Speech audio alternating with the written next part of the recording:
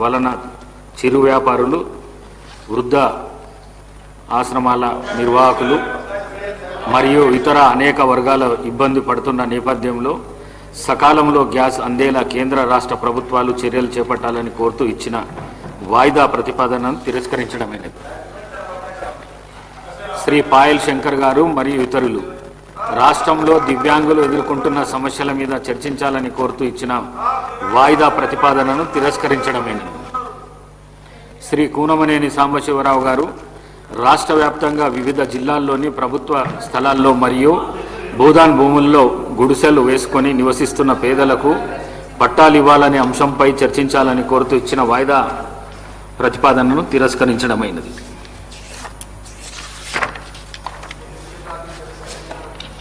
Annual Financial Statement Budget for 2026-27 now discussion. Shri Vemula Veeresham గారు. ధన్యవాదాలు అధ్యక్ష. బడ్జెట్ పైన మాట్లాడే అవకాశం ఇచ్చినందుకు తమరికి ధన్యవాదాలు తెలియజేస్తూ, తెలంగాణ సబ్బండ వర్గాల సంక్షేమమే ధ్యేయంగా అద్భుతమైనటువంటి బడ్జెట్ను రూపొందించిన గౌరవ ముఖ్యమంత్రి గారికి, గౌరవ ఉప ముఖ్యమంత్రి గారికి ధన్యవాదాలు తెలియజేస్తున్నా అధ్యక్ష. ఈ బడ్జెట్ తెలంగాణ ప్రజల ఆకాంక్షలకు అద్దం పడుతుంది అధ్యక్ష. సమాజంలో అత్యంత వెనుకబడిన వర్గాల అభ్యున్నతే ధ్యేయంగా ఈ బడ్జెట్ రూపకల్పన జరిగింది అధ్యక్ష. పేద మధ్యతరగతి వర్గాల ఆలోచనలను ఆచరణ కల్పించేదే ఈ బడ్జెట్ అధ్యక్ష. బడ్జెట్ అంటే కేవలం సంఖ్యల సమాహారం కాదు, ఇది ప్రజల ఆశల ఆకాంక్షలకు సూచికగా మా ప్రభుత్వం భావిస్తుంది అధ్యక్ష. బడ్జెట్ అనేది ప్రతి రూపాయ వెనుకబడిన కుటుంబానికి సంబంధించిన భవిష్యత్ అధ్యక్ష. పేదవాడి ఆశలుంటాయి, ఆడబిడ్డల ఆకాంక్షలుంటాయి. వాటన్నిటినీ మిళితం చేసి మా ఆర్థిక మంత్రి ఈ 80 పేజీల బడ్జెట్కు ప్రాణం పోసింది అధ్యక్ష. ఎన్నో దశాబ్దాల కళ తెలంగాణ రాష్ట్రం అధ్యక్ష. తెలంగాణ రాష్ట్రం అమరుల త్యాగాల ఫలితం అధ్యక్ష. తెలంగాణ రాష్ట్రం ఏర్పడ్డదే నీళ్లు, నిధులు, నియామకాల కోసం అధ్యక్ష. ఇట్లాంటి ఆకాంక్షను అమ్మ సోనియమ్మ తెలంగాణ ప్రజల ఆకాంక్షలను నెరవేర్చి 16,000 కోట్ల నికర బడ్జెట్తో తెలంగాణ రాష్ట్రానికి జీవం పోచింది అధ్యక్ష. ఇట్లాంటి రాష్ట్రాన్ని సోనియా గాంధీ తెలంగాణ ప్రజలకు బహుమానంగా ఇస్తే గడిచిన 10 సంవత్సరాల్లో ఈ రాష్ట్రాన్ని అప్పుల కుప్పగా చేసి బకాయిల తెలంగాణగా మార్చి తెలంగాణను సర్వనాశనం చేసినటువంటి విషయాన్ని మీ ద్వారా ప్రజలకు గుర్తు చేస్తా ఉన్న అధ్యక్ష.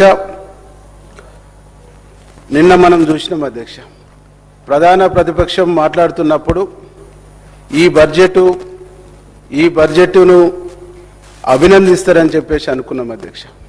కానీ తెలంగాణ రాష్ట్రం ఏర్పడిన తర్వాత 16,000 కోట్ల ఆదాయంతో ఈ రాష్ట్రాన్ని సోనియా గాంధీ గారు అందిస్తే అప్పులుగా కుప్పగా ఈ రాష్ట్రాన్ని మార్చినటువంటి వాళ్ళు మా ఉప ముఖ్యమంత్రి గారు ప్రవేశపెట్టినటువంటి 4 బడ్జెట్ పత్రాలను చూపిస్తూ ఈ తెలంగాణ రాష్ట్ర ప్రజల్ని తప్పుదోవ పట్టించేటువంటి ఒక ప్రయత్నం చేశారు అధ్యక్ష. నిజాలు ప్రతిరోజు ప్రచారంలో ఉండాలి, లేదంటే అబద్ధం నిజంగా మారి రాష్ట్రాన్ని, ప్రజల్ని, దేశాన్ని, ప్రపంచాన్ని నాశనం చేస్తాయని చెప్పేసి ఒక నానుడి సామెత ఉంది అధ్యక్ష. జనరల్గా వాడుకంలో మనం వాడే నానుడి ఇది. ఇప్పుడు హరీష్ రావు గారు బడ్జెట్ పైన తన విషయాన్ని వెళ్ళగక్కుతున్నప్పుడు నాకు ఈ మాట గుర్తుకొచ్చింది అధ్యక్ష. అందుకే ఇప్పుడు నిజాలు చెప్పాలనుకుంటున్నా అధ్యక్ష. లేకపోతే హరీష్ రావు గారు చెప్పినటువంటి తప్పుల్నే నిజంగా నమ్మేటువంటి అవకాశం ఉంది అధ్యక్ష. మీకు ఒక చిన్న మీ అనుమతితోని ఒకటి చెప్తున్నా అధ్యక్ష. గత ప్రభుత్వంలో 10 బడ్జెట్లు ప్రవేశపెట్టారు అధ్యక్ష. మొట్టమొదట 2014-15లో 1,638 కోట్లతోని బడ్జెట్ ప్రవేశపెట్టిండ్రు అధ్యక్ష. అప్పుడు ఆనాడు నేను కూడా ఈ సభలో ఉన్న అధ్యక్ష. జానారెడ్డి గారు అక్కడ కూర్చొని ఈ బడ్జెట్లో కనీసం 70% కూడా మీరు ఖర్చు చేయలేరు, మీరు పెట్టినటువంటి బడ్జెట్ వాస్తవికకు దూరంగా ఉందని చెప్పేసి ఆనాడు మాట్లాడితే మేము చేసి చూపిస్తామన్నారు అధ్యక్ష. కానీ వాళ్ళు ఖర్చు పెట్టింది ఎంత అధ్యక్ష? 61.9% మాత్రమే ఖర్చు పెట్టింది అధ్యక్ష. అట్లాగే 2015-16, 2016-17, 2017-18, 2019, అట్లాగే 2019, 20, 21, 22, 23 ఇట్లా చెప్పుకుంటూ పోతే 24 వరకు వీళ్ళు ఇచ్చినటువంటి బడ్జెట్లో 100% ఎక్కడ కూడా ఖర్చు పెట్టినటువంటి దాఖలాలు లేవు అధ్యక్ష. కానీ ఈరోజు మా బడ్జెట్ పత్రాలను చూపిస్తూ పదే అబద్ధం చెప్పడం ద్వారా ఈ సభను తప్పుదోవ పట్టించేటువంటి ఒక ప్రయత్నం చేశారు అధ్యక్ష. ఒకటి, రాష్ట్రాలు కానీ దేశాలు కానీ ప్రవేశపెట్టినటువంటి బడ్జెట్లు మొత్తంగా ఎక్కడ కూడా 100% ఖర్చు కావు అనేటువంటి ఒక విషయం, ఈ సత్యం అందరికి తెలుసు అధ్యక్ష. సత్యం తెలిసి కూడా, వాస్తవం తెలిసి కూడా గతంలో ఆర్థిక శాఖ మంత్రిగా చేసినటువంటి అనుభవం ఉన్నటువంటి వ్యక్తి ఇలా సభను తప్పుదోవ పట్టించడం సరికాదు అని చెప్పేసి ఈ సందర్భంగా నేను గుర్తు చేస్తా ఉన్నాను అధ్యక్ష. ఈరోజు కాంగ్రెస్ ప్రభుత్వం కొలువులకు సంబంధించినటువంటి దాని గురించి మాట్లాడేది అధ్యక్ష. ఇట్లా చెప్పుకుంటూ పోతుంటే రైతులకు సంబంధించినటువంటి అంశం మాట్లాడండి. కానీ రైతులకు, ఖమ్మంలో మిర్చి రైతులకు బేడీలు వేసినటువంటి వాళ్ళు ఎవరు అధ్యక్ష? బేడీలు వేసి ఖమ్మంలో మిర్చి రైతుల్ని జైలుకు పంపించినటువంటి వాళ్ళు గత పాలకులు, గత ప్రభుత్వం కాదా అధ్యక్ష?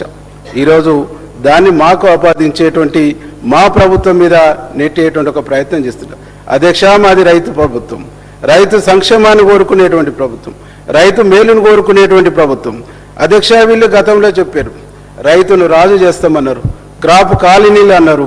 ఇవన్నీ ఏమైపోయినాయి అధ్యక్ష? వీళ్ళు చెప్పిన మాటలు విని, వీళ్ళు చెప్పిన మాటలు నమ్మి క్రాప్ కాలనీలు అని చెప్పేసి ఎదురు చూసి, అందుకే కదా రైతులు అప్పుల పాలైంది అధ్యక్ష. ఆ అప్పులకు 20,000 కోట్ల పైచిలకు అప్పులకు రుణాలు మాఫీ చేసింది మా ప్రభుత్వం కదా అధ్యక్ష. ఈ వాస్తవం తెలిసి, ఈ సత్యం తెలిసి కూడా సభను తప్పుదోవ పట్టియటం సరైనటువంటిది కాదు అని చెప్పేసి మేము ఈ సందర్భంగా గుర్తు చేస్తున్నాం అధ్యక్ష. కౌలు రైతుల గురించి వీళ్ళు మాట్లాడారు, కౌలు రైతుల గురించి మాట్లాడారు. కౌలు రైతులకు సంబంధించి గతంలో వారి మేనిఫెస్టోలో పెట్టి కౌలు రైతులకు సంబంధించినటువంటి కూడా రైతు బంధు చేస్తామని చెప్పేసి మాట్లాడారు. ఇదే సభలో వారు మాట్లాడినారు 2021లో. ఇదే సభలో అప్పటి ముఖ్యమంత్రి గారు కౌలు రైతులుగా ఎట్లా గుర్తిస్తాం, వారికి పాస్బుక్లు ఉన్నాయా, వారికి ఏ ఆధారం ఉందని ఇస్తాం, ఇది సత్యదూరమైనటువంటి అంశం అని చెప్పేసి మాట్లాడింది ఆనాటి ముఖ్యమంత్రి అనేటువంటి విషయాన్ని కూడా ఈ సందర్భంగా గుర్తు చేస్తా ఉన్నారు అధ్యక్ష. వీళ్ళు మేనిఫెస్టోలో పెట్టేది ఒకటి, అసెంబ్లీలో చెప్పేది ఒకటి, బయట మాట్లాడేది ఒకటి. కాబట్టి వీళ్ళు మాట్లాడుతున్నటువంటి మాటలన్నీ కూడా సత్యదూరమైనటువంటి మాటలు, అవాస్తవమైనటువంటి మాటలు. వీళ్ళు మాట్లాడుతున్నటువంటి దాంట్లో సత్యం లేదనేటువంటి విషయాన్ని ఈ సందర్భంగా గుర్తు చేస్తున్నా అధ్యక్ష. ఈరోజు మా ముఖ్యమంత్రి గారు, మా ప్రభుత్వం రైతుల పట్ల ఒక మొక్కవోని దీక్షతోని రైతాంగం కోసం పనిచేస్తున్నటువంటి విషయాన్ని జీర్ణించుకోలేక వీళ్ళు చేస్తున్నటువంటి విషయాన్ని ఈ సందర్భంగా నేను గుర్తు చేస్తా ఉన్నది అధ్యక్ష. నిరుద్యోగుల విషయంలో శ్రీశ్రీ భాషలో ఒక కవిత చదివారు అధ్యక్ష. ఏమని? ఈ కాంగ్రెస్ పాలన వచ్చిన తర్వాత నిరుద్యోగం అధ్యక్ష. వీళ్ళు చెప్తున్నారు మేము 67,000 పైచులకు ఉద్యోగాలు ఒక సంవత్సరంలో ఇచ్చినామంటే దీని మీద కూడా శ్రీశ్రీ కవితను చదువుతూ తను చెప్పడం జరిగింది అధ్యక్ష. వాళ్ళకు చిత్తశుద్ధి ఉంటే ఎన్నికల ముందు మీకు నోటిఫికేషన్ ఇచ్చిర్రు, మీకు చిత్తశుద్ధి ఉంటే ఎన్నికల్లో మీరు దాన్ని వాడుకోవాలనేటువంటి చిత్తశుద్ధే కాక మీరుంటే మీరు ఎందుకు ఉద్యోగాలు ఇవ్వలేదు? మీరు నోటిఫికేషన్ వేసింది ఇదంతా కూడా ఫేక్ అనేటువంటిది అర్థమైంది కదా. మీకు చిత్తశుద్ధి ఉంటే ఇవ్వాలి కదా, నియామకాలు చేపట్టాలి కదా, ఎందుకు చేపట్టలేదు? మాకు చిత్తశుద్ధి ఉంది కాబట్టి ఈరోజు 67,000 పైచిలకు ఉద్యోగాల నియామకాలు మా ప్రభుత్వం, మా ముఖ్యమంత్రి గారు చేపట్టింది అనేటువంటి విషయాన్ని చాలా గర్వంగా చెప్పుకుంటున్నాం అధ్యక్ష. మీరు విద్యారంగాన్ని ఏదైతే తెలంగాణ ఉద్యమానికి ఊపిరిలూదినటువంటి ఉస్మానియా యూనివర్సిటీ ఉందో ఆ యూనివర్సిటీలో రిటైర్మెంట్లు తప్ప రిక్రూట్మెంట్ చేసినటువంటి దాఖలాలు లేవు. రిటైర్మెంట్ అవటం తప్ప ఒక్కరిని కూడా రిక్రూట్మెంట్ చేసినటువంటి దాఖలాలు లేవు. గెస్ట్ ఫ్యాకల్టీ కాంట్రాక్ట్ బేసిక్ మీద రకరకాల పద్ధతుల్లో హైయర్ ఎడ్యుకేషన్ మొత్తం కూడా నిర్వీర్యం చేసిండ్రు, నాశనం చేసిండ్రు. దాన్ని ఒక కుప్పలాగా మార్చినటువంటి ఒక పరిస్థితుల్లో ఇవాళ ఎడ్యుకేషన్ను గొప్పగా తీర్చిదిద్దడం కోసం మా ముఖ్యమంత్రి గారు ఉస్మానియా యూనివర్సిటీ కోసం, ఉస్మానియా యూనివర్సిటీని గొప్పగా తీర్చిదిద్దడం కోసం ఉస్మానియా యూనివర్సిటీ ఆర్ట్స్ కాలేజ్ మెట్ల మీద నిలబడి గర్వంగా 1000 కోట్ల రూపాయలతో ఉస్మానియా యూనివర్సిటీని ఇలా గొప్పగా తీర్చిదిద్దేటువంటి ఒక ప్రయత్నం చేస్తూ ఉంటే దాన్ని కూడా ఇవాళ మీరు జీర్ణించుకోలేనటువంటి ఒక పరిస్థితి ఉన్నదనేటువంటి ఒక విషయాన్ని ఈ సందర్భంగా మేము గుర్తు చేస్తా ఉన్నాం. అధ్యక్ష నీళ్లు నిధులు నియామకాలు, నీళ్లు నిధులు చేస్తామన్నా 10 ఏళ్లలో మీరు చేయలేదు, 10 ఏళ్ళు మీరు పట్టించుకోలేదు, 10 ఏళ్ళు ఎడ్యుకేషన్ నాశనం చేసిర్రు. కాబట్టి ఇలా బాగు చేసేటువంటి ఒక ప్రయత్నం చేస్తూ ఉన్నాం అనేటువంటి ఒక విషయాన్ని ఈ సందర్భంగా గుర్తు చేస్తూ ఉన్నా.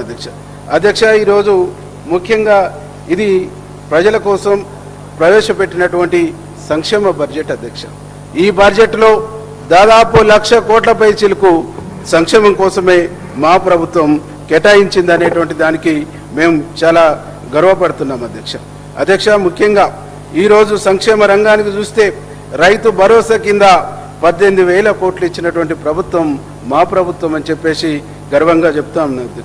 అధ్యక్ష చేయూత కోసం 14,861 కోట్లు ఇచ్చింది. ఇందిరమ్మ ఇండ్ల కోసం 5,500 కోట్లు ఇచ్చింది. గతంలో ఇందిరమ్మ ఇండ్లు గతంలో 10 సంవత్సరాల్లో పరిపాలించినటువంటి వాళ్ళు డబల్ బెడ్రూమ్ ఇండ్లు అన్నారు. అధ్యక్ష అల్లుడు వస్తే ఆడుండాలి, చుట్టం వస్తే బిడ్డ వస్తే ఆడుండాలి, గొర్రెలాడ బర్రెలాడ అని చెప్పేసి మాట్లాడి కానీ ఇండ్లు ఇచ్చినటువంటి దాఖలేదు. ఎక్కడక్కడ కొన్ని చోట్ల ఇండ్లు కట్టిరు, ఆ ఇండ్లు కట్టి కూడా గాలి కొదిలేసిరు తప్ప కమిట్మెంట్ లేదు, చేయాలనే తపన లేదు. ఈరోజు మాకు ఆ కమిట్మెంట్ ఉంది కాబట్టి రాష్ట్రంలో దాదాపుగా 4,50,000 ఇండ్లు ఇందిరమ్మ ఇండ్లని ఈరోజు పేదవాళ్ళ కలను నెరవేరుస్తున్నటువంటి ప్రభుత్వం, నెరవేరుస్తున్నటువంటి ముఖ్యమంత్రి మా ముఖ్యమంత్రి అని చెప్పేసి గర్వంగా చెప్పుకుంటున్నాం. అధ్యక్ష మహాలక్ష్మి కింద ఫ్రీ బస్సు దీన్ని కూడా కామెంట్ చేసిరు. అధ్యక్ష ఇవాళ బస్సులలో పోతున్నప్పుడు ఒక మహిళలు ఆ బస్సును ఒక సౌకర్యంగా ఆ బస్సులో పోతున్నటువంటి తన జీవితంలో తన వృత్తిలో ఒక భాగంగా ఒక అక్క చిన్న మల్లె పువ్వులు అల్లుకుంటే దాన్ని కూడా కామెంట్ చేసారు. అధ్యక్ష ఆ బస్సులో పని చేసుకుంటుంటే కూడా వీళ్ళకు శ్రమజీవుల పట్ల మహిళల పట్ల ఉన్న గౌరవం అదే అని చెప్పేసి ఈ సందర్భంగా గుర్తు చేస్తా ఉన్నారు. అదే మహిళలు ఈరోజు ముఖ్యమంత్రి గారు ఇచ్చినటువంటి మహాలక్ష్మి స్కీమ్ కింద ఫ్రీ బస్సుల్లో తిరుగుతున్నటువంటి మహిళలందరూ కూడా ఇవాళ మా ముఖ్యమంత్రి గారిని ఒక పెద్దన్నగా భావిస్తున్నారు. అధ్యక్ష ఏ కష్టం వచ్చినా ఏ బాధ వచ్చినా ఏ పని ఉన్నా స్వేచ్ఛగా మేము ఎక్కడికైనా ఫ్రీగా ప్రయాణం చేయొచ్చు అనేటువంటి ఒక పద్ధతుల్లో ఇలా ప్రజలు భావిస్తున్నారు అనేటువంటి విషయాన్ని ఈ సందర్భంగా గుర్తు చేస్తా ఉన్నారు. అధ్యక్ష దాంతోపాటుగా రైతు భరోసా కింద రైతులకు బోనస్ 3,500 కోట్లు ఈ బడ్జెట్లో పెట్టడం జరిగింది. అధ్యక్ష అయితే గతంలో రైతులు సంబంధించినటువంటి వరి వేసుకుంటే ఉరి అన్నారు, వరి పంట పండించే వ్యవసాయం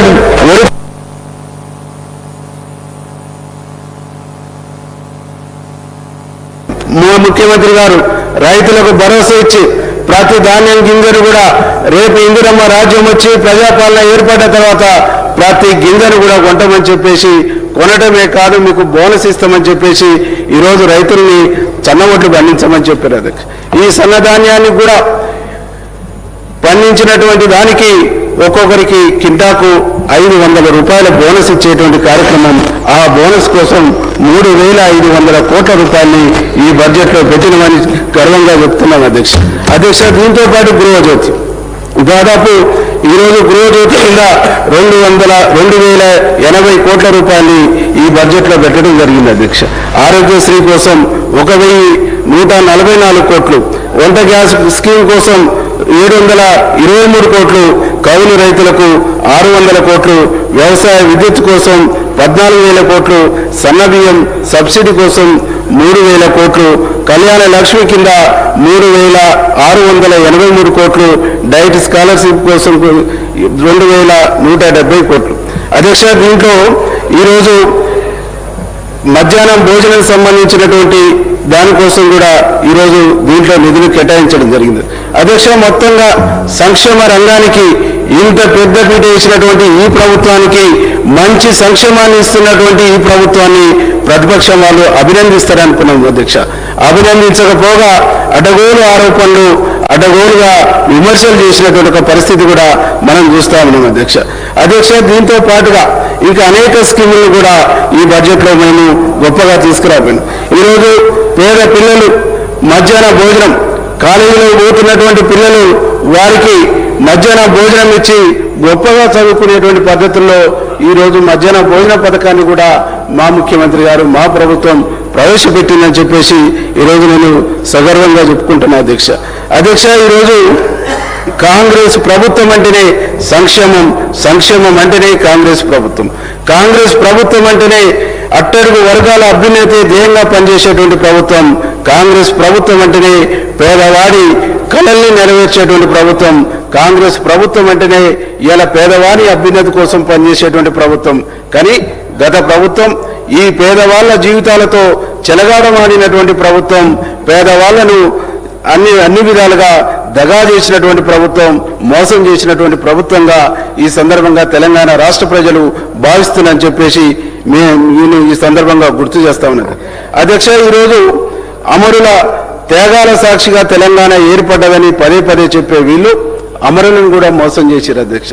తెలంగాణ ఉద్యమం నడుస్తున్నప్పుడు తెలంగాణ ఉద్యమంలో 1200 మంది విద్యార్థులు, 1200 మంది యువకులు బలిదానమైందని చెప్పారు అధ్యక్ష. తెలంగాణ రాష్ట్రం ఏర్పడ్డ తర్వాత ఆ సంఖ్యని కుదించి 600కే చూపించారు అధ్యక్ష. 600కే అమరుల త్యాగం చేసినటువంటి అమరుల పేర్లు కూడా 600 మాయం చేసిరంటే ఈ రాష్ట్రంలో వాళ్ళు మాయం చేయింది ఏందో ఒక్కసారి మనం అందరం కూడా ఆలోచించాలి అధ్యక్ష. ఇలా 600 అమరుల త్యాగాన్ని కూడా వీళ్ళు రికార్డులు లేకుండా తొలగించారు. ఈ సందర్భంగా నాకు ఒక విషయం గుర్తుకొస్తుంది అధ్యక్ష. ఎందుకంటే తెలంగాణ భారతదేశానికి స్వతంత్రం వచ్చినప్పుడు ఆనాడు తొలి ప్రధాని అయినటువంటి జవహర్లాల్ నెహ్రూ గారు ఈ దేశంలో స్వతంత్రం కోసం జరిగినటువంటి ఆ పోరాటాల్ని, ఆ చరిత్రని రాయటానికి సంబంధించినటువంటి ఒక ప్రయత్నం కూడా చేయమని చెప్పేసి చరిత్రను ఏ రాష్ట్రంలో, ఏ ప్రాంతంలో ఏ ఉద్యమాలు జరిగినాయో చరిత్రను లిఖించమని చెప్పేసి ఆనాడు నెహ్రూ గారు నిర్ణయం తీసుకున్నారు అధ్యక్ష. తెలంగాణ రాష్ట్రం వచ్చిన తర్వాత తెలంగాణ రాష్ట్ర ఉద్యమ చరిత్రని లిఖించడానికి, రాయడానికి ఆనాటి ముఖ్యమంత్రి సాహసించలేదు. ఎందుకంటే ఆనాటి ఉద్యమంలో ఆయన పాత్ర ఎంత మేరకు, ఏ మేరకు అనేటువంటిది చరిత్రలో రికార్డ్ అవుతుంది. కాబట్టి ఆ చరిత్రను దాయడం కోసమే, ఆ చరిత్రను మాయం చేయడం కోసమే అది రాపియలేదు అనేటువంటి ఒక విషయాన్ని ఈ సందర్భంగా నేను గుర్తు చేస్తా ఉన్నా అధ్యక్ష. ఎందుకంటే పార్లమెంటులో బిల్లు పాస్ అవుతున్నప్పుడు వారు అక్కడ లేరు. పార్లమెంటులో తెలంగాణ బిల్లు పాస్ అవుతున్నప్పుడు ఇక్కడ ఉన్నటువంటి మా పొన్నం ప్రభాకర్ అన్న కానీ, మా రాజగోపాల్ అన్న కానీ, మా వివేక్ అన్న కానీ వీరి యొక్క పాత్ర ఆ చరిత్రలో రాయవలసి వస్తుంది. వీరి యొక్క పాత్ర, సోనియమ్మ తెలంగాణ ఇచ్చినటువంటి అంశము చరిత్రలో లిఖించబడవలసి వస్తుంది. కాబట్టి ఆనాడు వాళ్ళు చరిత్ర రాయటానికి ఇష్టపడలేదు అనే ఒక విషయాన్ని ఈ సందర్భంగా మేము గుర్తు చేస్తా ఉన్నాం. ఇట్లా చెప్పుకుంటూ పోతే 10 సంవత్సరాల వారి పాలనలో తెలంగాణను పూర్తిగా విధ్వంసం చేశారు అధ్యక్ష. తెలంగాణ ఉద్యమంలో బొంబాయి, బొగ్గుబాయి, దుబాయ్ అని చెప్పేసేటువంటి పదాలను యూజ్ చేశారు. బొంబాయి, బొగ్గుబాయి, దుబాయ్ ఈ వలసల్ని ఆపుతామని చెప్పారు అధ్యక్ష. ఈ వలసల్ని ఆపి తెలంగాణను సస్యశ్యామలం చేస్తామని చెప్పింది అధ్యక్ష. అందుకే సస్యశ్యామలం చేస్తానన్నటువంటి సందర్భంలో నాకు ఒక అందశ్రీ మాటలు కూడా గుర్తుకొస్తున్నాయి అధ్యక్ష. అందశ్రీ గారు చాలా స్పష్టంగా ఇవాళ జయ జయ తెలంగాణ అనేటువంటి దాంట్లో చాలా స్పష్టంగా అందశ్రీ గారు చెప్తాడు అధ్యక్ష.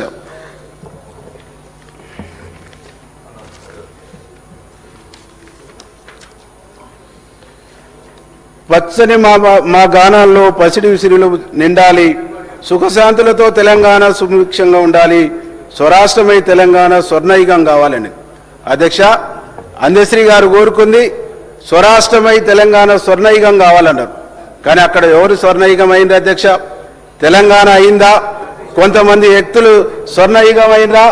స్వర్ణయుగాన్ని అనుభవిస్తున్నా తెలంగాణ రాష్ట్ర ప్రజలు మొత్తం కూడా గమనిస్తున్నారు అనేటువంటి ఒక విషయాన్ని ఈ సందర్భంగా తెలియజేస్తామని అధ్యక్ష. మా ముఖ్యమంత్రి గారు ఈ గేయాన్ని స్ఫూర్తిగా తీసుకొని ఈ గేయాన్ని అందశ్రీ మాటల్ని స్ఫూర్తిగా తీసుకొని తెలంగాణను ఈ గేయములో ఉన్నటువంటి పద్ధతుల్లో తెలంగాణను సస్యశ్యామలం చేసి స్వర్ణయుగంగా తెలంగాణను మార్చడం కోసము అనేక ప్రణాళికలు అనేక విజన్తో ఈరోజు ముందుకు పోతా ఉండే అధ్యక్ష. డాక్టర్ ఏపీజే అబ్దుల్ కలాం గారు చెప్పినట్టుగా కలలు కనాలి, కలల్ని సాకారం చేసుకునే దిశగా ఈ రాష్ట్రాన్ని ముందుకు తీసుకుపోయి ఈ రాష్ట్రాన్ని అభివృద్ధి పదంలో నడిపేయడానికి మా ముఖ్యమంత్రి గారు ఆర్నిశలు కృషి చేస్తుండనేటువంటి విషయాన్ని ఈ సందర్భంగా గుర్తు చేస్తా ఉన్నా అధ్యక్ష. ముఖ్యంగా ఈరోజు ఒక విజన్తో తెలంగాణ రాష్ట్రాన్ని 2047 నాటికి $3 ట్రిలియన్ ఎకనామీగా తెలంగాణను తీర్చిదిద్దడానికి, తెలంగాణను మార్చడానికి ఈరోజు మా ముఖ్యమంత్రి గారు ఒక విజన్తో ముందుకు పోతుండనేటువంటి విషయాన్ని ఈ సందర్భంగా గుర్తు చేస్తూ ఉన్నాడు. అప్పుడు 2047 నాటికి $3 ట్రిలియన్ ఎకానమీ రాష్ట్రం మారినప్పుడు నిజంగా ముఖ్యమంత్రి గారు అందశ్రీ మాట్లాడినటువంటి మాటల్ని నిజం చేసి సాకారం చేసేటువంటి ముఖ్యమంత్రిగా చరిత్రలో నిలుస్తాడనేటువంటి ఒక విషయాన్ని ఈ సందర్భంగా మీకు గుర్తు చేస్తా ఉన్నా అధ్యక్ష. ఇంకా వారు తీసుకొచ్చినటువంటి అనేక స్కీములు, ఏ స్కీమ్ తీసుకొచ్చినా స్కామే అధ్యక్ష. ఈరోజు మిషన్ భగీరథ పేరుతోని దాదాపు 60-80 వేల కోట్లతోని ఇంటింటికి నల్లాలన్నారు అధ్యక్ష. ప్రతి ఇంటికి నల్లా బిగిస్తామన్నారు. ఆవాస గ్రామాల వరకు, ఆవాస గూడాల వరకు కూడా ఇంటింటికి నల్లతో నీళ్ళు ఇస్తామన్నారు. ఏ ఒక్క ఇంటికి నల్లతో నీళ్ళు ఇవ్వకుండా వచ్చే ఎన్నికల్లో పోటీ చేయమని చెప్పి అధ్యక్ష. ఈ రాష్ట్రంలో మీరు ఇక్కడి నుంచి ఎవరన్నా పంపించి చూస్తే ఇంటింటికి నల్లతో నీళ్లు వస్తున్నాయా లేవా అనేటువంటిది మనకు చాలా స్పష్టంగా అర్థమవుతుంది. దానికోసం ఎన్ని డబ్బులు తలగేసారు అధ్యక్ష? అదే 9 ఎత్తిటి దగ్గర కట్టవలసినటువంటి కాళేశ్వరాన్ని రీడిజైనింగ్ పేరుతో ఒకవేళ రీడిజైనింగ్ చేస్తే కూడా 10%, 15% పెరగాలి అధ్యక్ష. కానీ 70-80 వేల కోట్లు పెంచేసి ఈరోజు ప్రజాధనాన్ని వృధా చేసిరు అధ్యక్ష. ఇట్లా వీళ్ళు చేసినటువంటి అన్యాయము, వీళ్ళు చేసినటువంటి మోసాలు, వీళ్ళు చేసినటువంటి ఆర్థిక దుబారతోని ఈ రాష్ట్రం 6 లక్షల పైచిలకు కోట్ల అప్పుతో ఈ రాష్ట్రం ముఖ్యమంత్రిగా మా రేవంత్ అన్న ముఖ్యమంత్రిగా బాధ్యతలు చేపట్టే నాటికి అప్పుల రాష్ట్రంగా తన చేతిలో పెట్టారు. మళ్ళీ దాంతోపాటు కార్పొరేషన్లకు వచ్చినటువంటి అప్పులు వేరు.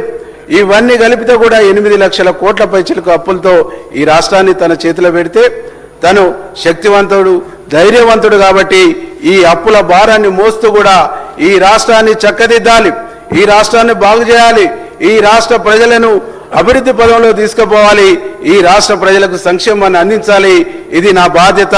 ఈ బాధ్యతతోనే ప్రజలు నాకు ఈ ముఖ్యమంత్రి పీఠాన్ని ఇచ్చిందనేటువంటి ఒక బాధ్యతంగా ముఖ్యమంత్రి గారు ముందుకు పోతుంటే అక్కడ ఉన్నటువంటి ప్రతిపక్షాలు అభినందించవలసింది పోయి అనేక రకాల నిర్మాణాత్మకమైనటువంటి సూచనలు చేయవలసింది పోయి ఈరోజు అడ్డగోలుగా మాట్లాడుతున్నటువంటి ఒక తీరును తెలంగాణ సమాజం ఇవాళ గమనిస్తుందనేటువంటి ఒక విషయాన్ని ఈ సందర్భంగా మీకు గుర్తు చేస్తా ఉన్నా అధ్యక్ష. వీళ్ళు గౌరవ ముఖ్యమంత్రి గారు ముఖ్యమంత్రిగా బాధ్యతలు చేపట్టిన నాటి నుంచి నిత్యం విసంజిమ్మటమే, నిత్యం విష ప్రచారమే, ఏ దాని మీద కూడా సత్యం కానీ అసత్యాలు మాట్లాడేటువంటి ఒక కార్యక్రమానికి వీళ్ళు శ్రీకారం చుట్టారు అధ్యక్ష. ఈరోజు పాలమూరు వలసలు వాపసు వస్తాయని చెప్పారు. పాలమూరు ప్రాజెక్టుని కూర్చొని పూర్తి చేస్తామని చెప్పారు అధ్యక్ష. ఏం చేసిరు అధ్యక్ష? పాలమూరులో వలసలు వాపసు అయినా, పాలమూరులో వలసలు తగ్గినాయా? 2-3 నియోజకవర్గాలకు కొద్ది మేరకు ఆనాడు రాజశేఖర రెడ్డి గారి పీరియడ్లో పూర్తి చేసినటువంటి ప్రాజెక్టులకు మోటార్లు బిగించి నీళ్లు పోపించారు తప్ప చేసింది ఏం లేదు అధ్యక్ష. నిన్ననే మా విప్పు గారు వెన్నంసీనన్న మేము మాట్లాడుతుంటే చెప్పింది 7 సంవత్సరాలు కరువు ఉన్నప్పుడు పాలమూరులో గునుగు పువ్వుల్ని కూడా కూరగా వండుకొని తిన్నటువంటి ఒక దయనీయమైనటువంటి పరిస్థితి పాలమూరు పరిస్థితి అధ్యక్ష. అట్లాంటి పాలమూరుని ఏమైనా మార్పు తీసుకొచ్చిరా? పాలమూరును మార్చడానికి వీళ్ళు ఏమైనా ప్రయత్నం చేసిరా అంటే ఇలా వాళ్ళు చేసింది శూన్యం అధ్యక్ష. ఈరోజు ముఖ్యమంత్రిగా రేవంత్ అన్న బాధ్యతలు చేపట్టిన తర్వాత పాలమూరులో ప్రాజెక్టుల కోసం ప్రణాళికలు తయారై వేగంగా పనులు చేయడానికి ప్రాసెస్ నడుస్తుంది అనేటువంటి ఒక విషయాన్ని ఈ సందర్భంగా నేను గుర్తు చేస్తా ఉన్నా అధ్యక్ష. దాంతోపాటుగా మా డిండి ప్రాజెక్టును దక్షిణ తెలంగాణను మొత్తం కూడా ఎడారిగా మార్చారు. దక్షిణ తెలంగాణ ప్రాజెక్టులను పట్టించుకోలేదు. దక్షిణ తెలంగాణ రైతుల నోట్లలో మన్ను కొట్టారు. దక్షిణ తెలంగాణకు బీఆర్ఎస్ ఒక శాపంగా మారిందనే ఒక విషయాన్ని ఈ సందర్భంగా నేను గుర్తు చేస్తా ఉన్నా అధ్యక్ష ఈరోజు మా ప్రభుత్వం వచ్చిన తర్వాత డిండి పనులు వేగంగా అవుతా ఉన్నాయి. అట్లాగే మా బ్రాహ్మణ వెల్లాంల లాంటి ప్రాజెక్టు కొన్ని గ్రామాలకు మేము నీళ్ళు ఇచ్చుకోగలిగినాం. అట్లాగే పిల్లాయిపల్లి ధర్మారెడ్డి కాలువల పనులు కూడా వేగంగా చేసుకోగలుగుతా ఉన్నాం. కాబట్టి ఇది సంక్షేమ ప్రభుత్వం, ఇది రైతు ప్రభుత్వం, ఇది అన్ని విధాలుగా సంక్షేమాన్ని, రైతాంగాన్ని, విద్యారంగాన్ని, వైద్య రంగాన్ని అన్ని విధాలుగా ఈ ప్రభుత్వం అత్యధిక ప్రాధాన్యత ఇస్తూ ఈ ప్రభుత్వం ముందుకు పోతుందనేటువంటి విషయాన్ని సగర్వంగా చెప్తా ఉన్నా అధ్యక్ష ఈ సందర్భంగా ఆ పక్కన ఉన్నటువంటి ప్రతిపక్షాలకు నేను ఒకటే చెప్పదలుచుకున్నా అధ్యక్ష వారు ఇకనైనా రియలైజేషన్ కావాలి, ఇకనైనా వాళ్ళు రియాలిటీగా మాట్లాడితే ప్రజలు కొద్దిలో గొప్పనన్నా వాళ్ళ గురించి ఆలోచన చేస్తారనేటువంటి ఒక విషయాన్ని ఈ సందర్భంగా గుర్తు చేస్తా ఉన్నది అధ్యక్ష. మన మా సీతక్క గారు మాట్లాడుతున్నటువంటి సందర్భంలో క్వశ్చన్ అవర్లో అక్కడ నుంచి కేటీఆర్ గారు ఒక మాట అన్నారు. ఇక్కడ మహిళలకు సంబంధించి 57,000 కోట్ల వడ్డీ లేని రుణాలు ఇస్తే నేను రాజీనామా చేస్తానని చెప్పింది అధ్యక్ష. 57,000 కోట్ల వడ్డీ లేని రుణాల్ని ఇచ్చినామని చెప్పేసి చెప్పిన తర్వాత మళ్ళీ ఆ మాట నుంచి తప్పుకుండా అధ్యక్ష. కాబట్టి వీళ్లకు మాట్లాడటం తప్ప మాట మీద నిలబడేటువంటి తత్వం లేనటువంటి పార్టీ బీఆర్ఎస్ పార్టీ. మాట్లాడటం తప్ప మాట తప్పేటువంటి పార్టీ అంటే ఈరోజు బీఆర్ఎస్ పార్టీ అనేటువంటి ఒక విషయాన్ని ఈ సందర్భంగా గుర్తు చేస్తా ఉన్నా అధ్యక్ష. వీళ్ళ విధానాలు ఎట్లున్నాయంటే దొంగే దొంగ దొంగ అన్నట్లుగా ఉన్నాయి అధ్యక్ష. నియామకాల విషయంలో కానీ వీళ్ళ వాదన ప్రతి విషయంలో కూడా అట్లనే ఉంది అధ్యక్ష. దాదాపుగా ఈరోజు నిరాశ నిస్పృహలో ఉన్న నిరుద్యోగులకు ఒక భరోసా ఇస్తున్నటువంటి ప్రభుత్వం మా ప్రభుత్వం, భరోసా కల్పిస్తున్నటువంటి ముఖ్యమంత్రి మా ముఖ్యమంత్రి అనేటువంటి ఒక విషయాన్ని ఈ సందర్భంగా నేను గుర్తు చేస్తా ఉన్నా అధ్యక్ష. దీంతో పాటుగా ఇంకా ఈ రాష్ట్రంలో ప్రజల ఆకాంక్షలకు ప్రత్యేకంగా ఈ రాష్ట్రం ఏర్పడినటువంటి ఆకాంక్షను వారు నెరవేర్చలేదు కాబట్టి నెరవేర్చేటువంటి ఒక ప్రయత్నాన్ని, నెరవేర్చేటువంటి ఒక కార్యక్రమాన్ని మా ముఖ్యమంత్రి గారు చేపడుతుండనేటువంటి ఒక విషయాన్ని గర్వంగా చెప్తూ ఇంకా అనేక అంశాలు ఉన్నాయి అధ్యక్ష. వాళ్ళు మాట్లాడిన తీరు, వాళ్ళు మాట్లాడినటువంటి మాటలు, వాళ్ళు చేసినటువంటి కిట్ సైజు ఇవన్నిటి కూడా మేము చెప్పుకుంటా పోతే మేము కూడా మాట్లాడతాం అధ్యక్ష. కానీ మా ముఖ్యమంత్రి గారు ఏదున్నా మీరు లౌక్యంగా మాట్లాడాలి అనేటువంటిది చెప్పింది కాబట్టి మేము వాటి జోలికి వెళ్ళట్లేము అధ్యక్ష. వాళ్ళు మాట్లాడే తీరు అనేక పద్ధతుల్లో ఈ ప్రభుత్వాన్ని కిట్సైజ్ చేయడంతో పాటు ఈ ప్రభుత్వం మీద శాపనార్థాలు పెట్టేటువంటి ఒక కార్యక్రమానికి వాళ్ళు శ్రీకారం చుట్టారు అధ్యక్ష. ఎందుకంటే ఈ ప్రభుత్వానికి ప్రజల్లో వస్తున్నటువంటి ఆదరణ, ఈ ప్రభుత్వాన్ని ప్రజలు ఆదరిస్తున్నటువంటి తీరు అది 2023-24 తర్వాత వచ్చినటువంటి ఎంపీ ఎన్నికల్లో వాళ్ళకు 0, ఆ తర్వాత సర్పంచ్ ఎన్నికల్లో, ఆ తర్వాత వచ్చినటువంటి మొన్న మున్సిపాలిటీ ఎన్నికల్లో ఇవన్నిట్లో కూడా ప్రజలు వాళ్ళను విశ్వసించే పరిస్థితిలో లేరు. ప్రజల్లో వాళ్ళు విశ్వాసాన్ని కోల్పోయారు కాబట్టి వాళ్ళు విశ్వాసాన్ని కోల్పోయి ఈర్ష్యతోని అక్కస్తోని ఈ ప్రభుత్వం పైన, ఈ బడ్జెట్ పైన మాట్లాడుతున్నటువంటి ఒక విషయాన్ని ఈ సందర్భంగా నేను గుర్తు చేస్తా ఉన్నా అధ్యక్ష. కాబట్టి అధ్యక్ష, ఇంత మంచి బడ్జెట్ను ప్రవేశపెట్టినటువంటి, ఇంత మంచి బడ్జెట్ను ప్రజలకు అందించినటువంటి, ఇంత మంచి సంక్షేమాన్ని ఇచ్చినటువంటి మా ముఖ్యమంత్రి గారికి, ప్రవేశపెట్టినటువంటి ఆర్థిక శాఖ మంత్రికి మనస్ఫూర్తిగా ధన్యవాదాలు, కృతజ్ఞతలు తెలియజేస్తూ ముగిస్తా ఉన్నది. మహేశ్వర్ రెడ్డి సార్.